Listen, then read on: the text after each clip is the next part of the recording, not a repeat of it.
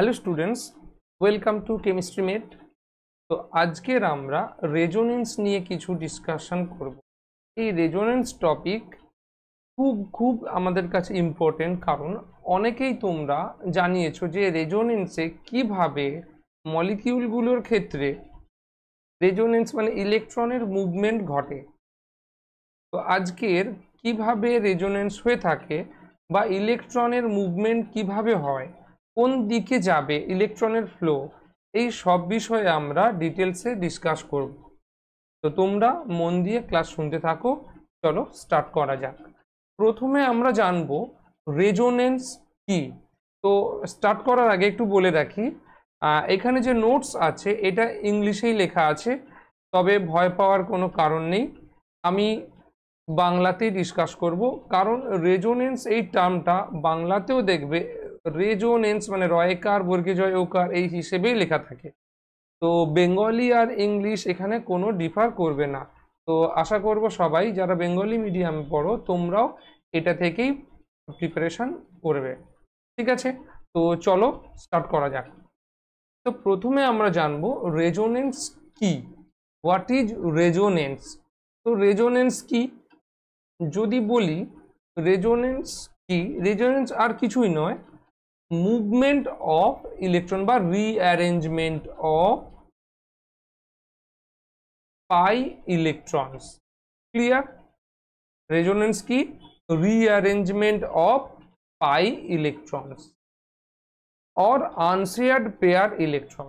এবার তোমরা বলবে যে পাই ইলেকট্রন কি। দেখো, pi electron means the electron present in pi bond. Pi bond কখন হবে? আমরা জানি, ধরো একটা কম্পাউন্ড, ধরো সি সি কি লিখলাম? ইথিলিন। তো এই ইথিলিনে দেখো কার্বন এবং হাইড্রোজেন হাইড্রোজেন এগুলো কি আছে? কার্বন হাইড্রোজেনের মাঝে একটা বন্ড আছে, মানে এগুলো সব সিগমা বন্ড। এখানে একটা সিগমা আর একটা পাই, অর্থাৎ যেখানে ডাবল বন্ড এবং ট্রিপল বন্ড থাকে সেই সিস্টেমগুলোকে আমরা বলি পাই ইলেকট্রন সিস্টেম। ক্লিয়ার? তো একটা ডাউট ক্লিয়ার হয়েছে। তো রেজোনেন্স কি? First question, what is resonance? Resonance হলো রিঅ্যারেঞ্জমেন্ট অফ পাই ইলেকট্রনস। বাংলাতে বলা হয় পাই ইলেকট্রন বা আনশেয়ার্ড পেয়ার অফ ইলেকট্রনসের পুনর্বিন্যাস, মানে এক বন্ড আর একদিকে মুভ করবে। ঠিক আছে? তো জানলাম হোয়াট ইজ রেজোনেন্স। ক্লিয়ার? এবার আসি যে রেজোনেন্স কোথায় কোথায় অ্যাপ্লিকেবল হবে বা কোন দিকে ইলেকট্রনগুলো বা পাই বন্ডগুলো মুভ করবে। তো তার আগে একটা জিনিস জানবো যে রেজোনেন্স কেন ঘটে থাকে, বা why resonance take place, or why it is essential, or why it is important for a molecule. কেন তার ইম্পর্টেন্স হচ্ছে এইটা দেখো, এই পয়েন্টটা, give extra stability to the species. মানে এই যে এক্সাম্পলগুলো এখানে লেখা আছে দেখতেই পাচ্ছ, যে এক্সাম্পলগুলো CH3 CH ডাবল বন্ড, এখানে কি হচ্ছে তাহলে এগুলোতে সব রেজোনেন্স হবে। আর এই রেজোনেন্সের ফলে এই মলিকিউলগুলো কি হবে, নর্মাল যে সিস্টেম তার থেকে অনেক বেশি স্টেবিলিটি গেইন করবে। ঠিক আছে? ফার্স্ট জানলাম হোয়াট ইজ রেজোনেন্স। রেজোনেন্স মানে পাই ইলেকট্রনের পুনর্বিন্যাস বা রিঅ্যারেঞ্জমেন্ট অফ পাই ইলেকট্রনস। আর কি সেকেন্ড পয়েন্ট জানলাম, কেন হয়ে থাকে, by why resonance is effective to a molecule or a species, because it gives extra stability, মানে কোনো স্পিসিসকে অনেক বেশি স্থায়িত্ব দিয়ে থাকে, অনেক বেশি স্টেবল গেইন করতে হেল্প করে। ঠিক আছে? তাহলে দুটো জানলাম। এইবার আসি কখন বা কোন সিস্টেমে রেজোনেন্স হয়ে থাকে, কিভাবে রেজোনেন্স হয় সেটা আমরা পরে জানব, কিন্তু কোন সিস্টেমে রেজোনেন্স হয়ে থাকে আগে সেটা দেখব। তাহলে প্রথম থেকে কি কি পড়লাম? First, what is resonance. Resonance কি? Resonance, what is resonance, what is resonance. আর why it important, why কেন is it important, clear? তো কেন এটা important? To give extra stability দিয়ে দিয়েছি। ওকে, এইবার আসি কোথায় কোথায়, মানে হুয়ার রেজোনেন্স টেক প্লেস, মানে কোথায় বা কখন, কোথায় রেজোনেন্স ঘটে। দেখো কোথায় রেজোনেন্স ঘটে, কোথায় রেজোনেন্স ঘটবে, কিভাবে জানবো? তার কিছু এক্সাম্পল আমি স্যাম্পল লিখে দিয়েছি তোমাদের, তোমরা এগুলো কপি করে নেবে, এর বাইরে কোথাও আসবে না। দেখবে সব এই যে এক্সাম্পল আমি যে টাইপগুলো লিখে দিয়েছি, এই 12, 13, 14, 15, এই যে 19 পর্যন্ত এই যে টাইপ লিখে দিয়েছি, এই এক্সাম্পলগুলোই তোমরা সব জায়গাতে পেয়ে যাবে। ক্লিয়ার? অ্যাটলিস্ট ক্লাস 12 পর্যন্ত তোমাদের এর বাইরে কোনো এক্সাম্পল আসবে না। ঠিক আছে, এই এক্সাম্পলগুলো জানলে বা এইগুলো যদি তোমরা প্র্যাকটিস করো, সহজেই রেজোনেন্স কোথায় কোথায় ঘটে বুঝতে পারবে। তবে আমি স্পেসিফাই করেছি 4টে কেস, মানে কিভাবে তোমরা সহজে বুঝবে, how is it can be identified, মানে সহজে কিভাবে তোমরা চিনবে যে এখানে রেজোনেন্স হতে পারে, পসিবিলিটি, এখানে রেজোনেন্স হওয়ার একটা পসিবিলিটি আছে। কি করে বুঝবে? যেখানে দেখবে double bond, single bond, double bond, মানে অল্টারনেট পজিশনে সিঙ্গেল বন্ড, ডাবল বন্ড থাকবে, এবং অবশ্যই সিস্টেমটি কি হতে হবে? কনজুগেট প্ল্যানার হতে হবে। ক্লিয়ার?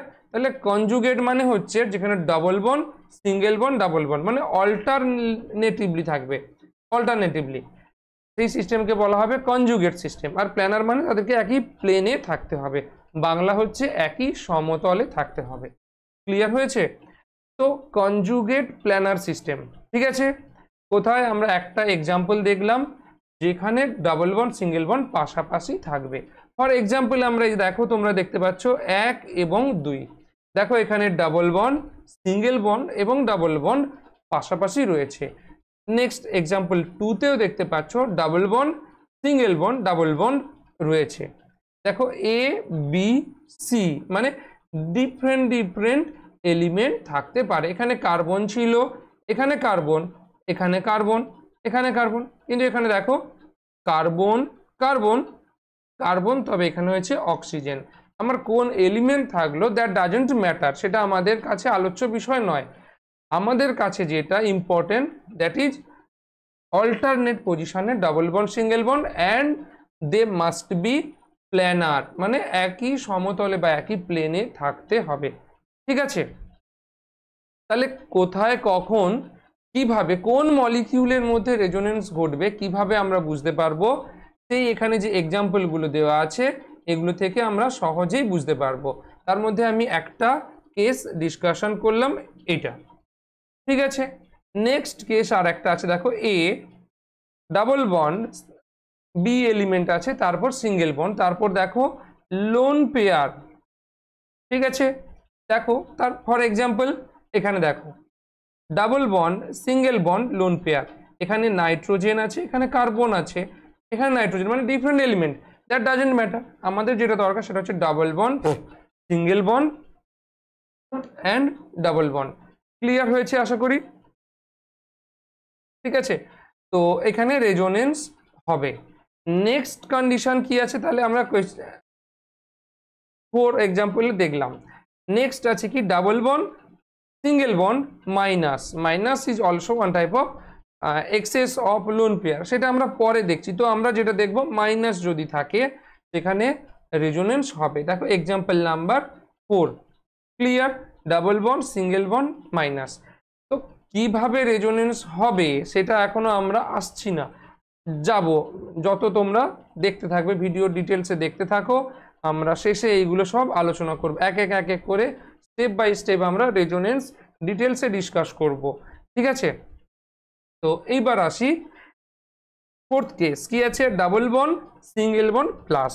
দেখো এখানে 3 double bond, single bond, plus. তাহলে কোথায় কোথায় আমি 5টা স্পেশাল কেস বলে দিয়েছি, এবার তোমরা বলতে পারো যে স্যার এগুলো সবই অ্যালিফ্যাটিকের জন্য, তাহলে অ্যারোমেটিকের জন্য কিভাবে অ্যাপ্লিকেবল হচ্ছে? তো দেখো, যেটা দেখা যাচ্ছে আমার এক্সাম্পল নাম্বার 11, কি আছে এখানে? Double bond, first benzene ring draw করব, CH2। দেখো কি আছে এখানে? ডাবল বন্ড, সিঙ্গেল বন্ড, তারপর দেখো plus, double bond, single bond, plus, sorry একটু আঁকাটা ভুল হয়ে গেল। আচ্ছা আমি এটা কমপ্লিট করে নিই তাহলে ঠিক হবে। ডাবল বন্ড, হ্যাঁ দেখো double bond, single bond, plus হয়েছে, তাহলে এখানেও রেজোনেন্স অ্যাপ্লিকেবল হবে। ক্লিয়ার? বা যদি অন্য কোনো এক্সাম্পল ধরো 17, এখানে কি আছে? বেনজিনটা ড্র করে নিই, NH2, নাইট্রোজেনের লোন পেয়ার আছে। দেখো কোন অপশন হবে? Double bond, single bond, lone pair. এ দেখো double bond, single bond, lone pair. ঠিক আছে, এর বাইরে কোনো এক্সাম্পল আসবে না। তোমরা এগুলো তোমরা ভালো করে কপি করে নাও আর ভালো করে প্র্যাকটিস করবে, তবে ক্লাসটা আগে ভালো করে বুঝে কনসেপ্টটা ক্লিয়ার করো। ওকে, চলো এবার নেক্সট আসছি। তো আমরা দেখলাম রেজোনেন্স, হোয়াট ইজ রেজোনেন্স, আর এই রেজোনেন্স কিভাবে মলিকিউল, মানে কেন মলিকিউলের জন্য ইম্পর্টেন্ট, আর কি দেখলাম কোথায় কোথায় মানে ইন হুইচ কেস রেজোনেন্স হয়ে থাকে। তার আমি কিছু এক্সাম্পলস লিখে দিয়েছি আর তার সাথে আমি তোমাদেরকে ডিসকাশন করে দিলাম। দেখো তোমরা কিভাবে একদম অপশনগুলো ধীরে ধীরে লিখবে, যে ফার্স্ট 1 2 3 4 5 6 7 8 9 10, এই 19 পর্যন্ত এই এক্সাম্পলগুলো প্র্যাকটিস করলেই হবে, এর বাইরে কিছু আসবে না। ঠিক আছে, তাহলে আমরা জানলাম কোথায় কোথায় রেজোনেন্স ঘটে, কিন্তু কিভাবে রেজোনেন্স মানে ইলেকট্রনের ফ্লো কিভাবে ঘটে সেটা আমরা এখনো স্টার্ট করিনি, এবার স্টার্ট করব। তবে এই ডিসকাশনে যাওয়ার আগে বলবো যে এই রেজোনেন্স রিলেটেড কি কি টার্ম আমাদের জানতে হবে। তো এখানে যে টার্মগুলো জানতে হবে সেটা হচ্ছে কি? Resonance hybrid. কি? Resonance hybrid, resonance hybrid. ঠিক আছে, এবং তার সঙ্গে রেজোনেন্স বা ক্যানোনিক্যাল স্ট্রাকচার। তো আগে জানবো রেজোনেন্স হাইব্রিড কি বা রেজোনেন্স বা ক্যানোনিক্যাল স্ট্রাকচার কি। দেখো রেজোনেন্স হাইব্রিড হলো the actual structure of the compound. For example আমি দেখো এখানে লিখে রেখেছি, এই পিডিএফ থেকেই তোমাদের বলে দিচ্ছি কি হবে। দ্য অ্যাকচুয়াল স্ট্রাকচার, রেজোনেন্স কি? The actual structure. এখানে দেখো CO3 এর আমি স্ট্রাকচার দেখিয়েছি। কি স্ট্রাকচার? Luis structure. এগুলো CO3 এর লুইস স্ট্রাকচার এখানে দেখানো হয়েছে। তবে দেখো 1 2 3 তিনটে অ্যান্ড একটা 4, চারটে স্ট্রাকচার দিয়ে আমি CO3 কে রিপ্রেজেন্ট করেছি। তাহলে তোমাদের মনে এটা একটা কোয়েশ্চেন আসতে পারে যে চারটে স্ট্রাকচার দিয়ে CO3 কে কেন রিপ্রেজেন্ট করা হয়েছে? Because it is not possible to explain or predict the structure of CO3 by a single Lewis structure, মানে কেবলমাত্র একটি লুইস স্ট্রাকচার দিয়ে CO3 এর গঠন আমরা প্রকাশ করতে পারি না। ক্লিয়ার? তাই জন্য দেখো যতগুলো সম্ভাব্য ক্যানোনিক্যাল গঠন হয়ে থাকে, তিনটে লুইস গঠন এঁকেছি এবং তাদের একটা সাম মানে ওভারঅল একটা মিক্স আপ এঁকেছি। এই যে অ্যাকচুয়াল স্ট্রাকচার মানে যে মিক্স আপ যেটা, এইটাকে বলা হবে রেজোনেন্স হাইব্রিড। তাহলে এখানে অপশন 4 হবে রেজোনেন্স হাইব্রিড। আর কি? তাহলে ক্যানোনিক্যাল স্ট্রাকচার কোনগুলো?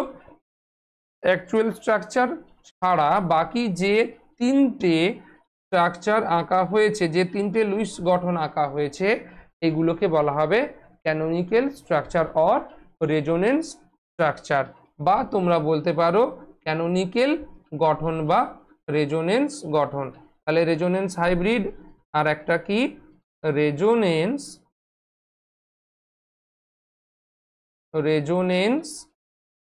গঠন। ক্লিয়ার? তো রেজোনেন্স গঠন আর রেজোনেন্স হাইব্রিড কি, আশা করি ক্লিয়ার হয়েছে।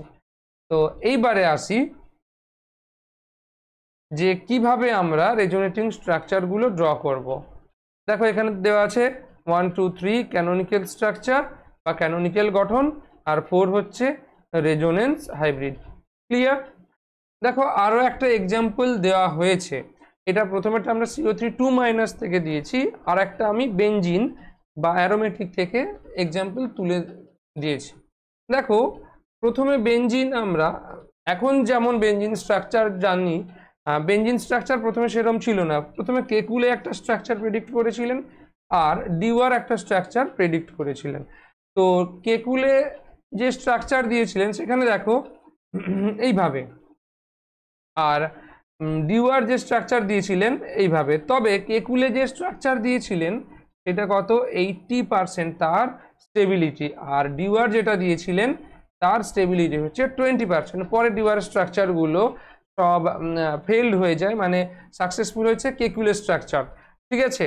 তো এখানে আমি সবগুলোই দেখিয়েছি কেকুলে বা ডিওয়ারের মডেল হিসেবে কিভাবে তারা বেঞ্জিনকে প্রেডিক্ট করেছিলেন। তবে সবগুলোই ক্যানোনিক্যাল স্ট্রাকচার। ঠিক আছে?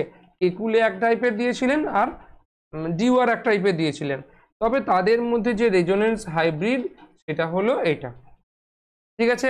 তাহলে বেঞ্জিন যেমন আমরা এখন রিপ্রেজেন্ট করি সেরম ভাবে ছিল না। প্রথমে কেকুলে একটা স্ট্রাকচার দিয়েছিলেন আর ডিওয়ার একটা স্ট্রাকচার দিয়েছিলেন, এই যে ডিওয়ার। ঠিক আছে? তো কেকুলের স্ট্রাকচারটা মোর স্টেবল ছিল বা মোর এফেক্টিভ ছিল, যেটা আমরা এখন পড়ি, কিন্তু ডিওয়ারের স্ট্রাকচারটা এখন আর আমরা পড়ি না, এটা কিছু কিছু লিমিটেশন দেখা দিয়েছিল। ঠিক আছে? তো বেঞ্জিনের কি কি ক্যানোনিক্যাল স্ট্রাকচার দেখো 5টা ছিল, আর তার রেজোনেন্স হাইব্রিড ছিল।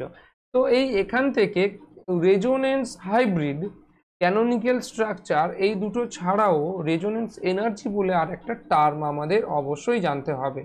কি resonance resonance energy? Resonance energy হলো, দেখো the energy difference between actual structure of the entity and the most stable structure. দেখো মোস্ট স্টেবল স্ট্রাকচার কেন বললাম, আর অ্যাকচুয়াল স্ট্রাকচার কি? বেঞ্জিনে দেখো অ্যাকচুয়াল স্ট্রাকচার কোনটা, এইটা অ্যাকচুয়াল স্ট্রাকচার, কারণ এটা রেজোনেন্স হাইব্রিড। আর মোস্ট স্টেবল কোনটা, দেখো এই যে অ্যাকর্ডিং টু কেকুলে এটা 80% স্টেবিলিটি, তাহলে স্টেবল কোনটা হবে, কেকুলে স্ট্রাকচার। ঠিক আছে? তো এইটাকে যদি আমরা এনার্জি প্রোফাইল ডায়াগ্রাম দিয়ে দেখাই কি দেখতে পাবো, দেখো মোস্ট স্টেবল স্ট্রাকচার কোনটা, এইটা কেকুলের যে স্ট্রাকচারগুলো এইগুলো কি স্টেবল স্ট্রাকচার, আর অ্যাকচুয়াল স্ট্রাকচার কোনটা, এইটা অ্যাকচুয়াল।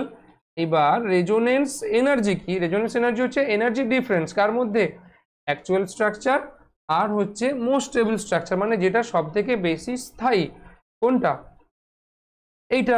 এই দুজনের মধ্যে এনার্জি ডিফারেন্স। এবার তোমরা বলবে কিভাবে এনার্জি ক্যালকুলেট করা হয়েছে, সেটা আমরা দেখো এই যে হিট অফ হাইড্রোজেনেশন থেকে ক্যালকুলেট করেছি। হিট অফ হাইড্রোজেনেশন মানে হাইড্রোজেন অ্যাডিশন করিয়ে যে এনার্জি রিলিজ হবে সেখান থেকে আমরা হিট অফ হাইড্রোজেনেশন ক্যালকুলেট করে থাকি। তো এই হিট অফ হাইড্রোজেনেশন ক্যালকুলেট করে এই যে মোস্ট স্টেবল স্ট্রাকচারেরও এনার্জি ক্যালকুলেট করতে পারি আর অ্যাকচুয়াল স্ট্রাকচারেরও এনার্জি ক্যালকুলেট করতে পারি। অ্যাকচুয়াল স্ট্রাকচারের এনার্জি কত, 49, আর মোস্ট স্টেবল স্ট্রাকচারের কত, 3 × 28 মানে 85, এইটা। তাহলে এদের মধ্যে ডিফারেন্স কত দেখতে পাচ্ছ আশা করি, 36 ক্যালোরি। এইবারে দেখো এটা ছিল তার ম্যাক্সিমাম, এটা ছিল তার ম্যাক্সিমাম স্টেবল স্ট্রাকচার, আর এটা কি অ্যাকচুয়াল স্ট্রাকচার মানে রেজোনেন্স হাইব্রিড। বোঝা গেছে দুটোর মধ্যে ডিফারেন্স, অ্যাকচুয়াল স্ট্রাকচার আর মোস্ট স্টেবল স্ট্রাকচারের মধ্যে ডিফারেন্স আশা করি বোঝা গেছে। ঠিক আছে? তো তাহলে জানলাম রেজোনেন্স হাইব্রিড, রেজোনেটিং স্ট্রাকচার আর রেজোনেন্স অর ক্যানোনিক্যাল স্ট্রাকচার, আর তার সাথে রেজোনেন্স এনার্জি। তবে আমাদের ভুল হয়ে থাকে কোনটা, এই যে কোনটা রেজোনেন্স আর কোনটা রেজোনেটিং স্ট্রাকচার, এটা আমাদের ভুল হয়ে থাকে। দেখো এটা আবারও বলছি, এটা হচ্ছে রেজোনেন্স হাইব্রিড মানে যেটা অ্যাকচুয়াল স্ট্রাকচার, আর কোনগুলো ক্যানোনিক্যাল স্ট্রাকচার যেগুলো অনেকগুলো লুইস স্ট্রাকচার ড্র করা হয়ে থাকে সেগুলো হচ্ছে ক্যানোনিক্যাল স্ট্রাকচার। ক্লিয়ার হয়েছে? এইবার আমরা আসব কিভাবে ইলেকট্রনের ফ্লো হবে বা বন্ডগুলোর ফ্লো হবে, মানে রেজোনেন্স কিভাবে ঘটে থাকে সেই প্রসেস আমরা জানব। তবে তার আগে বলবো অবশ্যই তোমরা লুইস স্ট্রাকচার এবং এর সাথে অ্যান্ড ফর্মাল চার্জ ক্যালকুলেশন এই দুটো খুব ভালো করে জানবে। ভিডিও আমাদের আপলোড করা আছে, তোমরা অবশ্যই Lewis structure and formal charge এই ভিডিও অবশ্যই দেখে নিও। এই কনসেপ্ট দুটো very very important to draw resonance. ঠিক আছে, মানে ইলেকট্রনের মুভমেন্টগুলো কিভাবে হচ্ছে, কোন দিকে হচ্ছে, তার জন্য ফর্মাল চার্জ ক্যালকুলেশন এবং লুইস স্ট্রাকচার খুব ইম্পর্টেন্ট। ঠিক আছে, এইগুলো আমি লিঙ্ক দিয়ে দেব, তোমরা এই ভিডিও দেখবে। ঠিক আছে, তারপরেই অবশ্যই তোমরা কিভাবে রেজোনেন্স ফ্লো হচ্ছে সেটা দেখতে আসবে। এখানে ভিডিও পজ করে তোমরা আগে Lewis structure and formal structure formation এইগুলো দেখে নেবে। ঠিক আছে, তো আমি ভিডিও কন্টিনিউ করছি। এইবার আসি কিভাবে রেজোনেন্স হয়ে থাকে। তার জন্য কিছু রুলস আছে। First, rules for writing canonical form. কি রুলস আছে আমরা এক এক করে ডিসকাস করব উইথ এক্সাম্পল। দেখো, ফার্স্ট হচ্ছে position of atoms never be change, মানে এই যে পজিশন, ধরো এখানে এটা আমি কি লিখেছি, ইথিলিন CH2। দেখো এই যে কার্বন অ্যাটম, এই দুটো কার্বন অ্যাটম, এদের পজিশন কোনোভাবে চেঞ্জ হবে না, বা এদের সঙ্গে যে হাইড্রোজেনগুলো আছে এদের পজিশন কখনো চেঞ্জ হবে না। কিভাবে দেখো এখানে করে দেখিয়েছি।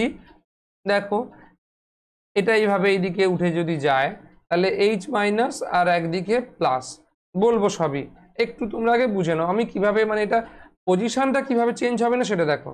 এখানে কার্বনের সঙ্গে দুটো ছিল হাইড্রোজেন, এখানে দুটো ছিল, এখানে দুটো ছিল, এখানে দুটো ছিল, তার মানে এই দুটো লুইস স্ট্রাকচার পসিবল। কিন্তু এখানে দেখো হট করে এই হাইড্রোজেন, একটা হাইড্রোজেন চলে গেল কার কাছে, এখানে এই কার্বনের কাছে, সেখানে তিনটে হাইড্রোজেন হয়ে গেল, তাহলে এটা পসিবল নয়। ঠিক আছে, এই জন্য এটা ক্রস করে রেখেছি।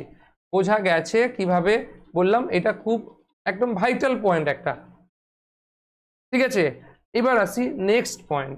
Sigma skeleton must be remain same. Sigma skeleton মানে যে সিগমা বন্ডগুলো এটা ফিক্স থাকবে। এখানে দেখো আমি কি করিয়েছি, এখানে সি দেখো একদিকে মাইনাস একদিকে প্লাস দিয়েছি, কিন্তু একটা পাই বন্ড সরিয়েছি দেখো, কিন্তু একটা সিগমা বন্ড কি তুলে দিয়েছি, এটা সরিয়ে দিইনি। বা এখানে দেখো এটা সরিয়ে দিয়েছিলাম বলে এটা ভুল হয়েছে। ক্লিয়ার হয়েছে? মানে সিগমা স্কেলিটন, সিগমা বন্ডের পজিশনগুলো সব ঠিক থাকবে। এই যে হাইড্রোজেন, এখানে এই হাইড্রোজেনের সঙ্গে প্রত্যেকটা পজিশনগুলো সব ঠিক থাকবে। ক্লিয়ার? তাহলে second point, up to second point সবার ক্লিয়ার হয়েছে। এবার আসি থার্ড পয়েন্ট। কি বলা হয়েছে? পাই বন্ডস আর শিফটেড অনলি। তো পাই বন্ডস আশা করি এতক্ষণে তোমাদের কাছে ক্লিয়ার হয়ে গেছে। তো পাই বন্ডস এই যে দেখতে পেয়েছো, পাই বন্ড কি করবে? শিফট করবে। মানে এটা কিভাবে? ধরো CH3 CH double bond CH double bond CH2। তো পাই বন্ড শিফট করবে মানে এটা এইদিকে আসতে পারে, CH3 এলে কি হবে সেটা পরে বলছি, কিন্তু আসতে পারে এইটুকু শুধু জেনে রাখো। হাইড্রোজেন এখানে নিচে লিখলাম, এটা আসতে পারে। ঠিক আছে, ছোট্ট করে লিখে দিই, এখানে লিখে দিচ্ছি। এটা এখানে আসতে পারে বা এটা এইদিকে আসতে পারে, শিফট করতে পারে। তো শিফট করলে কি হবে সেইটা এখানে লেখা আছে দেখো। Negative sign indicate two electrons unshared. দেখো কেন এটা লেখা হয়েছে এইখান থেকে আমরা একটু বুঝবো। দেখো অক্সিজেনের লোন পেয়ার আছে, তো লোন পেয়ার যদি বন্ড এখানে দেয়, দেখো এখানে এবার একটু মনে করে দেখো কি ছিল, এখানে রেজোনেন্স হবে কিনা, ডাবল বন্ড, সিঙ্গেল বন্ড আর লোন পেয়ার যদি থাকে, এরকম কন্ডিশন বলেছিলাম, A double bond B single bond C, এখানে লোন পেয়ার, এরকম সিচুয়েশন থাকলে রেজোনেন্স হবে। এবার দেখো তো রেজোনেন্স হবে কিভাবে জানলাম, অনলি পাই বন্ড শিফট করবে, তো সেটা কোন দিকে শিফট করবে এইবার আমরা ধীরে ধীরে জানব কিভাবে। দেখো এই যে পাই বন্ড শিফট করেছে এই দিকে, কেন শিফট করেছে তার রিজন হচ্ছে, আমরা বললাম রেজোনেন্সের সময় পাই বন্ড শিফট করতে পারে। এইবার এখানে তো পাই বন্ড শিফট করিয়ে দিয়েছি, কিভাবে শিফট করিয়েছি, এই যে দুটো ইলেকট্রন লোন পেয়ার আছে, এই দুটো এখানে পাই বন্ড ফরমেশন করবে কিভাবে, দেখো C double bond C H O C H, sorry একটু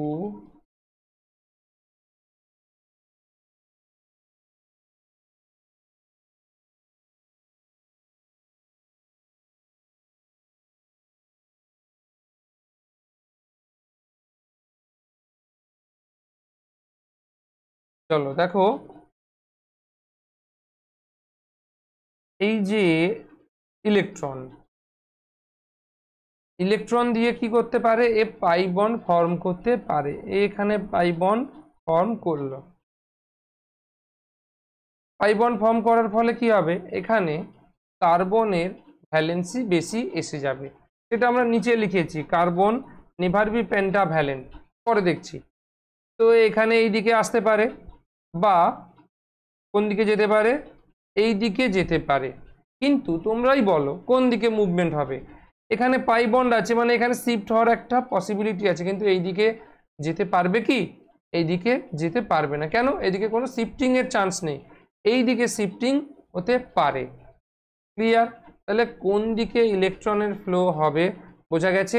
ফ্লো অফ ইলেকট্রন কি আছে দেখো, from high density to low density region, দেখো এখানে ইলেকট্রন আছে হাই ডেন্সিটি লো ডেন্সিটি, এখানে মাইনাস মানে কি এখানে ইলেকট্রন বেশি আছে, ফ্লো হবে এই দিকে। তাহলে আমরা একটা পয়েন্ট জানলাম যে পজিশন ফিক্সড থাকবে অ্যাটমগুলোর, তাদের সিগমা স্কেলিটন ফিক্সড থাকবে, পাই বন্ড শিফট করবে অনলি, আর কোন দিকে ইলেকট্রনের ফ্লো হবে বোঝা গেছে, ইলেকট্রনের ফ্লো কোন দিকে হবে সেটা আমরা দেখালাম, হাই ডেন্সিটি থেকে লো ডেন্সিটির দিকে ইলেকট্রন ফ্লো করবে। ক্লিয়ার, তো এইবারে next point, carbon never be pentavalent, এই যে এখানে দেখো এই এক্সাম্পল, যখনই আমি দুটো ইলেকট্রন দিয়ে কার্বন এবং অক্সিজেনের মাঝে ডাবল বন্ড ফর্ম করলাম, তখনই এই কার্বনের দেখো কতগুলো ভ্যালেন্সি হয়ে যাচ্ছে, 1 2 3 4 5, 5টা হয়ে যাচ্ছে, কিন্তু রুলস কি বলেছে, নেভার বি পেন্টাভ্যালেন্ট, তাহলে এটা 5টা হতে পারে না, তো এ কি করবে তখন একটা বন্ড এইভাবে উঠে যাবে। ঠিক আছে, এইবার যখনই এই বন্ড মানে কি দুটো ইলেকট্রন যখনই যে কোনো একদিকে শিফট করবে তখনই কি হবে দেখো, negative sign indicate two electrons unshared, কেন এটা বলা হয়েছে, দেখো এই যে দুটো ইলেকট্রন এ কোথায় চলে এলো, এই কার্বনের কাছে, কিভাবে, এইভাবে, আর এই বন্ডটা থাকবে না,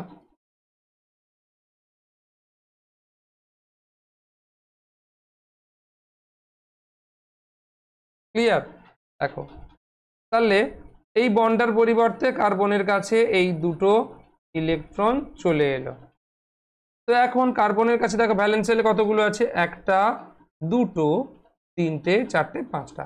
তার মানে কি একটা এক্সেস হয়ে যাচ্ছে, সেই জন্য এখানে বসবে মাইনাস। ক্লিয়ার হয়েছে? Negative sign indicate two electrons unshared. ঠিক আছে, এই যে এখানেও আমরা নেগেটিভ সাইন নিয়েছি, সেটাও একই, মানে দুটো ইলেকট্রন আছে। এটা কেন এখানে নেওয়া হয়েছে? দেখো এখানে কি ছিল, মাইনাস। মাইনাস মানে কি, তো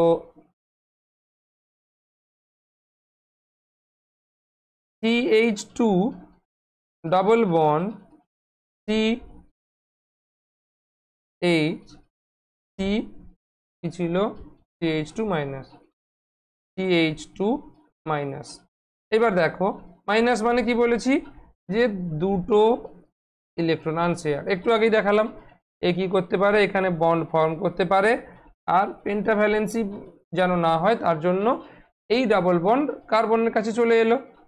তো কি হবে তাহলে, কার্বন এর সিমিলারলি দেখো একটা সিগমা বন্ড H, তারপর C, এখানে ডাবল বন্ড ফর্ম করলো H2, তাহলে এর কাছে দুটো ইলেকট্রন চলে এলো, মানে এ মাইনাস চার্জ গেইন করবে। ক্লিয়ার হয়েছে? ঠিক আছে, এইবার দেখো এই যে রুলসগুলো আমি বললাম সেগুলো এখানে সব লেখা আছে, যে কিভাবে এক্সেস ভ্যালেন্সি ইলেকট্রন হলে সেটা মাইনাস হবে, আর ডেফিসিয়েন্সি হলে সেটা প্লাস হবে। তো এই এক্সাম্পলটা আমি এখানে করে দেখিয়ে দিচ্ছি। কি আছে, carbon double bond nitrogen lone pair NH2 NH2। দেখো এইবার কোন দিকে ইলেকট্রনের মুভমেন্ট হবে, তোমরা বলতে পারো এখানে এই নাইট্রোজেনেরও লোন পেয়ার আছে, এই দিকে যেতে পারে, আবার এই যে দুটো নাইট্রোজেন এদের যে কেউ একজন এখান থেকে লোন পেয়ার এই দিকে থ্রো করতে পারে। কিন্তু কোনটা এক্স্যাক্ট কারেক্ট হবে, এই দিকে যাবে না কেন, এটা এখানে পাই বন্ড আছে, মানে এদের পাই বন্ডে ইলেকট্রন অ্যাট্রাকশনটা বেশি থাকে। সিগমা বন্ড এখানে কি হবে, মানে কেন বেশি থাকে, এখানে এখানে এস ক্যারেক্টারটা বেশি থাকে, কার থেকে, sp3 থেকে। তো এখানে এই ইলেকট্রন এই দিকে মুভ করবে, তো যখন মুভ করবে কি হবে, ইলেকট্রন যদি ওই দিকে মুভ করে তাহলে NH এইভাবে ছিল, C NH2 NH2, আমি এইটা দিয়ে দেখাচ্ছি। ধরো এই দুটো ইলেকট্রন এখানে ডাবল বন্ড ছিল, এখানে মুভ করলো, তো মুভ করার সাথে সাথে কার্বনের দেখো যদি এখানে এই নাইট্রোজেন এবং এই কার্বনের মাঝে ডবল বন্ড হয়ে যায়, তাহলে এই কার্বন দেখো পেন্টাভ্যালেন্ট হয়ে যাবে। কিন্তু ফার্স্ট যেটা condition, carbon never be pentavalent, pentavalent হতে পারবে না, তো এ কি করবে, তখন এই দিকে ইলেকট্রনটা ফ্লো করে দেবে। ক্লিয়ার? তবে এবার তোমরা বলতে পারো কার্বন পেন্টাভ্যালেন্ট হবে না, কিন্তু নাইট্রোজেন, হাইড্রোজেন বা অক্সিজেন এদের ক্ষেত্রে অনেক সময় আমরা দেখি মানে তাদের যে রেগুলার ভ্যালেন্সি 2 বা 3 তার থেকে বেশি ভ্যালেন্সি ফর্ম করে ফেলে। কেন? তারা তাদের লোন পেয়ার দিয়ে বন্ড, এক্সট্রা বন্ড ফর্ম করতে পারে। দেখো এখানে লেখা আছে, দেখবে ইফ এই যে atoms having lone pair can form extra bond along with positive charge itself। ঠিক আছে, তারা তাদের পজিটিভ চার্জ নিয়ে এক্সট্রা বন্ড ফর্ম করতে পারে, মানে নাইট্রোজেনের আমরা জানি ভ্যালেন্সি কত, 3। তো এখানে দেখো কি হবে তাহলে, নেক্সট N, এখানে H থাকলো, এখানে নাইট্রোজেনের আগে দুটো ইলেকট্রন ছিল, আবার দুটো ইলেকট্রন এসে গেল, কার্বন ডাবল বন্ড NH2, এখানে NH2। দেখো তো কার্বনের টেট্রা ভ্যালেন্সি মানে 4টে ভ্যালেন্সি কমপ্লিট হয়ে আছে, কিন্তু নাইট্রোজেনের আগে ছিল 3টে, আর নাইট্রোজেনের 3টেই রেগুলার। এখানে দেখো 1 2 দুটো হাইড্রোজেন মানে 4টে বন্ড হয়ে যাচ্ছে, তো 4টে বন্ড হয়ে তো যাবে, এটা পসিবল না। এর জন্য কি করবে, যদি বেশি ভ্যালেন্সি ফর্ম করে তখন তার মাথায় প্লাস দিতে হবে। কিন্তু কেন প্লাস হচ্ছে সেটা আমরা লুইস স্ট্রাকচার থেকেই বুঝতে পারবো। আর এখানে দেখো এই ইলেকট্রন বেশি এসে গেছে, 1 2 3 4 5 6, নর্মাল নাইট্রোজেনের ভ্যালেন্স শেলে 5টা থাকে, একটা বেশি আছে বলে এখানে আমরা মাইনাস দিয়ে দেব। ক্লিয়ার? তাহলে স্ট্রাকচার কি হবে সেটা এখানে দেওয়া আছে, তোমরা দেখতে পেয়েছো। ঠিক আছে, এই স্ট্রাকচার আমি ওখানে ড্র করেছি।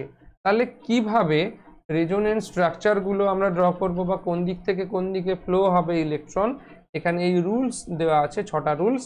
তোমরা যদি ভালো করে একটু পড়ো অবশ্যই বুঝতে পারবে। ঠিক আছে, তো তারপরে আমরা এবার জানলাম যে কিভাবে রেজোনেন্সগুলো হচ্ছে। যে 19 এক্সাম্পল আছে এগুলো আমি অন্য ক্লাসে ডিসকাস করব। এখন যদি আমি ডিসকাস করতে যাই তাহলে ভিডিও অনেক লেন্থ হয়ে যাবে। মানে এই যে 19 যে এক্সাম্পলস আছে ওই 19 এক্সাম্পলসের আমি রেজোনেন্স করে তোমাদের দেখিয়ে দেব। ঠিক আছে, এইবার আসে determination of most contributing canonical form. একটু আগেই আমরা বলেছিলাম যে ক্যানোনিক্যাল স্ট্রাকচারগুলোর যে এনার্জি লেভেলে সবার সমান হয় না, সেম হয় না, ডিফারেন্ট হয়। তো কার এনার্জি লেভেল বেশি হবে, কার এনার্জি লেভেল কম হবে, মানে কোনটা স্টেবল হবে, যার এনার্জি বেশি সেটা লেস স্টেবল, যার এনার্জি কম সেটা মোর স্টেবল, সেটা আমরা এবার জানতে পারবো।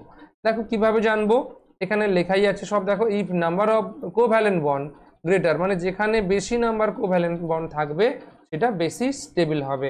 এখানে দেখো, দেখতে পাচ্ছ 1 2 3, এখানে দেখো 1 2 3 4, চারটে, এই জন্য এটা হবে মোর কন্ট্রিবিউটিং। ক্লিয়ার? তো নেক্সট আসবে, নেক্সট পয়েন্ট কি, if same number of covalent bond uncharged, মানে যদি same number of covalent bond হয় তাহলে আনচার্জ স্ট্রাকচার বেশি স্টেবল হবে। এখানে দেখো 1 2 3 4 5 6, 6টা কোভ্যালেন্ট বন্ড আছে। এখানে দেখো 1 2 3 4, আচ্ছা same number of covalent bond, একটু দাঁড়াও, কোভ্যালেন্ট বন্ডগুলো আমরা ওভাবে না এইভাবে হিসেব করব। দুটো আছে 1 2 হাইড্রোজেনের, 3 4 5, এই একটা হাইড্রোজেন, 6 এই একটা হাইড্রোজেন, 7 8 9 এই একটা হাইড্রোজেন, 10 11, এখানে 3টে আছে, 3 14, এখানে 14 কোভ্যালেন্ট বন্ড আছে। এখানে দেখো কার্বনের সঙ্গে 3টে মানে হাইড্রোজেন আছে, তাহলে 3টে কোভ্যালেন্ট বন্ড। আর এখানে একটা 4টে, এই হাইড্রোজেন একটা আছে 5টা, এই দুটো 7টা, এই একটা নিচে 8টা 9টা 10টা 11টা। তাহলে এখানে এমনি আমরা দেখছি যে 11টা আছে কোভ্যালেন্ট বন্ড, এখানে 14টা, তাহলে এটা হবে মোর স্টেবল। তবুও এখানে একটা এক্সাম্পল দেখিয়ে দেওয়া হয়েছে, চার্জের থেকে আনচার্জটাই বেশি স্টেবল হবে। দেখো এটা এখানে আনচার্জ বা নিউট্রাল, এখানে দেখো চার্জ আছে। ঠিক আছে, তাহলে এটা মোর স্টেবল হবে। আমরা কোভ্যালেন্ট হিসেবেও দেখতে পারি, তো এখানে দেখছি যে কোভ্যালেন্টের থেকে চার্জটাই এসে যাচ্ছে বেশি। আচ্ছা, if all atoms are in octet contributes more, যার অক্টেট থাকবে সেটা বেশি কন্ট্রিবিউট করবে, মানে যেখানে প্রত্যেকটা অ্যাটম অক্টেট থাকবে। দেখো এখানে কার্বন, কার্বন কিভাবে আছে 1 2 3 1 2 3 4 5 6, মানে হাইড্রোজেন যেগুলো আছে এইটা, আর 7 8 এই কার্বন দেখো 1 2 3 4 অক্সিজেন। তাহলে এই কার্বন দেখো 1 2 3 4 5 6, এখানে অক্টেট নেই, প্লাস আছে, এখানে অক্টেট নেই। কিন্তু এই স্ট্রাকচারে দেখো CH3 1 2 3 1 2 3 4 5 6, 6টা আছে, আর 7টা 8টা কার্বন এখানে অক্টেট ফিল হয়ে আছে।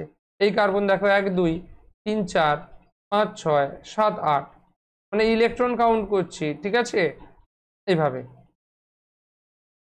ও দেখো 2, মানে অক্সিজেন দেখো 1 2 3 4 5 6 7 8, মানে সবারই এখানে অক্টেট আছে, কিন্তু এখানে সবার অক্টেট নেই, কার্বনের ইনকমপ্লিট অক্টেট। ঠিক আছে, তাহলে কোনটা বেশি স্টেবল হবে, এটা বেশি স্টেবল হবে। নেক্সট, মোর ইলেকট্রোনেগেটিভ অ্যাটম, এটা স্টার করে রাখবে, star important. More electronegative atom bearing negative charge contribute more. More electronegative, আমরা জানি ইলেকট্রোনেগেটিভিটি কিভাবে, কার্বন নাইট্রোজেন অক্সিজেন ফ্লুরিন, মানে এইভাবে ইলেকট্রোনেগেটিভিটি ইনক্রিজ করে। কিভাবে, আচ্ছা এখানে কি হবে, ইলেকট্রোনেগেটিভিটি ইনক্রিজ করে কিভাবে, অ্যাক্রস পিরিয়ড। ঠিক আছে, তো এখানে দেখো কার্বনের থেকে অক্সিজেন মোর ইলেকট্রোনেগেটিভ, তো এখানে দেখো স্ট্রাকচার যেটা ড্র করা হয়েছে, এই যে CH3COO- আর CH3CO-, এখানে দেখো এই যে দুটো স্ট্রাকচার ড্র করা হয়েছে, এই দুটো স্ট্রাকচারেই দেখো অক্সিজেন ইলেকট্রোনেগেটিভ আর অক্সিজেনের উপরই মাইনাস চার্জ আছে, ঠিক আছে। কিন্তু এই যে স্ট্রাকচার দেখো এইদিকে যেটা ড্র করা হয়েছে, সেখানে দেখো এই 1 2 3 4 চারটে ক্যানোনিক্যাল স্ট্রাকচার ড্র করা হয়েছে, তাদের মধ্যে শুধুমাত্র একটা স্ট্রাকচারে oxygen electronegative atom negative charge gain করেছে, কিন্তু বাকি যে তিনটে এখানে দেখো কার্বন নেগেটিভ চার্জ গেইন করেছে। তার মানে এই যে দুটো আমরা যদি স্ট্রাকচার কম্পেয়ার করি তাহলে কি দেখতে পাবো, এখানে বোথ যে এখানে যে ক্যানোনিক্যাল স্ট্রাকচারগুলো রয়েছে তাদের মধ্যে চারটের মধ্যে তিনটে আনস্টেবল আর একটা স্টেবল। কেন? ডিউ টু প্রেজেন্স অফ এই যে বা মোর ইলেকট্রোনেগেটিভ অ্যাটম, মানে যেটা বেশি তড়িৎ ঋণাত্মক তার উপর ঋণাত্মক বা নেগেটিভ চার্জ আছে, ঠিক আছে।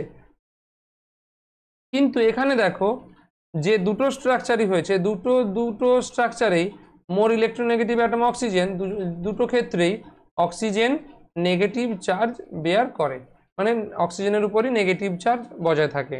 তাহলে তুলনামূলক এদের থেকে এরা স্টেবল হবে। কেন?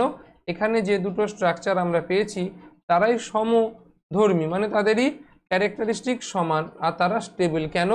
দুটো স্ট্রাকচারেই আমরা দেখলাম অক্সিজেনে নেগেটিভ চার্জ, অক্সিজেন মানে মোর ইলেকট্রোনেগেটিভ, বেশি তড়িৎ ঋণাত্মক, নেগেটিভ চার্জ নিয়ে বসে আছে। কিন্তু এখানে যে চারটে স্ট্রাকচার তাদের মধ্যে একটি স্ট্রাকচারে অক্সিজেন ইলেকট্রোনেগেটিভ ঋণাত্মক চার্জ পেলেও, মানে তড়িৎ ঋণাত্মক অক্সিজেন অ্যাটম ঋণাত্মক চার্জ পেলেও বাকি যে তিনটে স্ট্রাকচার আছে এদের কার্বন অ্যাটম যেটা লেস ইলেকট্রোনেগেটিভ, মানে কম তড়িৎ ঋণাত্মক দেন অক্সিজেন, সেই কার্বন এখানে এই কার্বন আর এখানে এই কার্বন, ঠিক আছে, নেগেটিভ চার্জ গেইন করেছে, মানে ঋণাত্মক চার্জযুক্ত হয়েছে।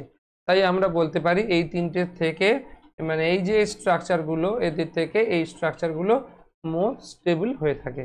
তো এইটা আমরা পরে পড়বো, একটা কোয়েশ্চেন এটা, যে অ্যাসিডিটি কম্পেয়ার করতে হবে কার্বক্সিলিক অ্যাসিড আর ফেনলের মধ্যে, সেগুলো আমরা পরে দেখব। তো এটা কি দেখলাম যে এরা দুজন মোর স্টেবল কার থেকে?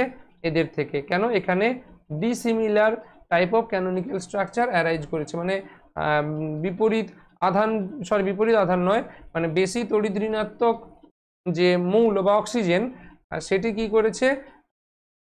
ঋণাত্মক চার্জ পায়নি।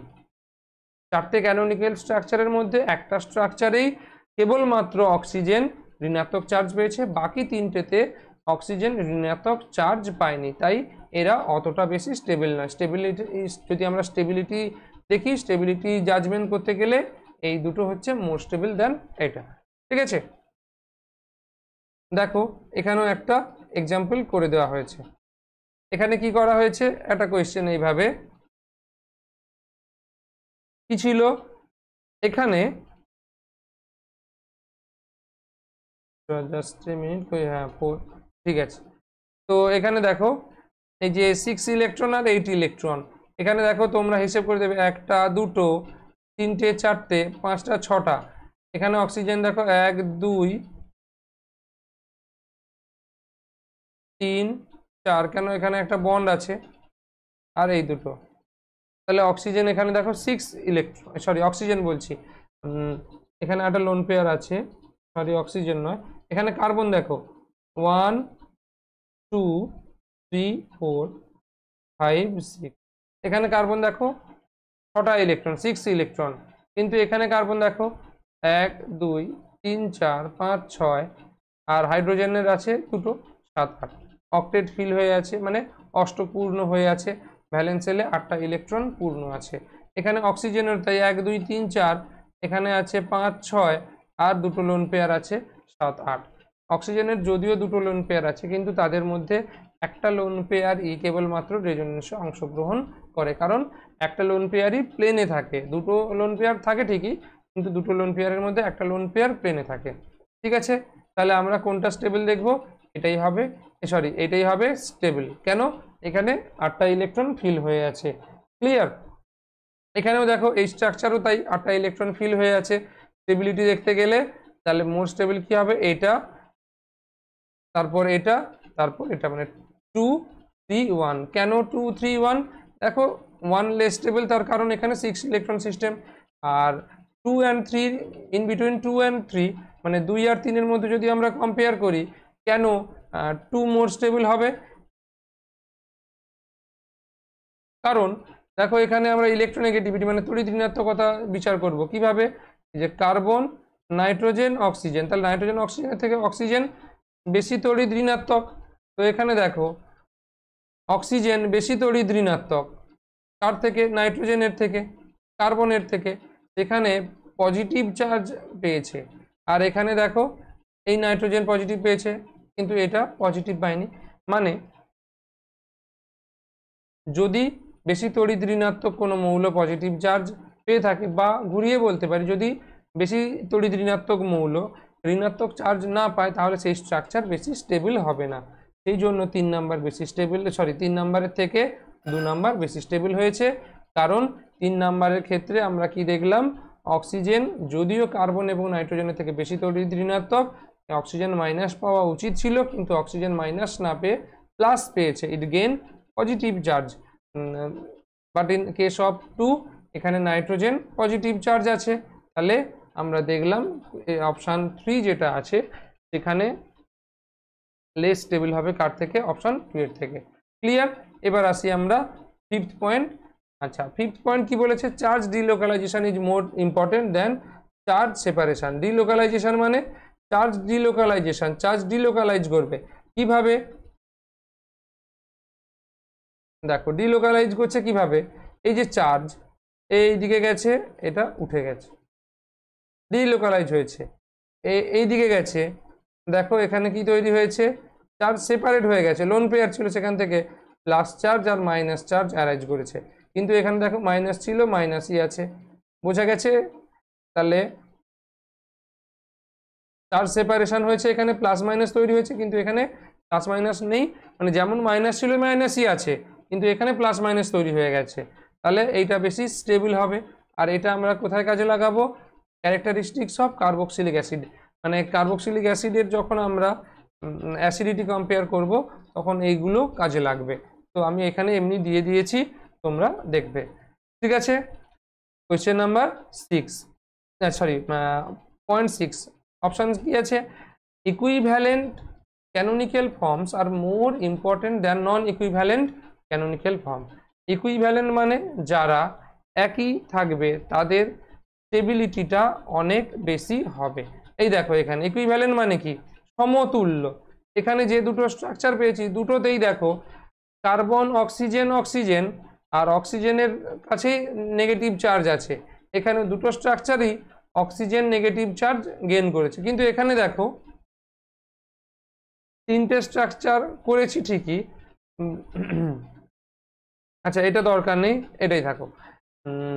এখানে কি হয়েছে দেখো, চার্জ সেপারেশন হয়েছে, এটা একটা পয়েন্ট। তেমন আর একটা কি, এখানে আমরা দেখলাম নন ইকুইভ্যালেন্ট ক্যানোনিক্যাল ফর্ম, মানে এখানে দেখো কোনো চার্জ ছিল না, মানে এটা নিউট্রাল ছিল, কিন্তু এখানে দেখো চার্জ অ্যারাইজ করেছে। তাহলে দুটো কি ইকুইভ্যালেন্ট হলো? নিশ্চয়ই নয়, এটা নন ইকুইভ্যালেন্ট হলো। তাই স্টেবিলিটি দেখলে এরা হবে মোর স্টেবল। ক্লিয়ার? তো আমি একটা রাফ আইডিয়া দিলাম, আর সাথে তোমাদের এই পিডিএফ বা আমার হ্যান্ড রিটেন নোটস এটাও তোমাদের দিলাম।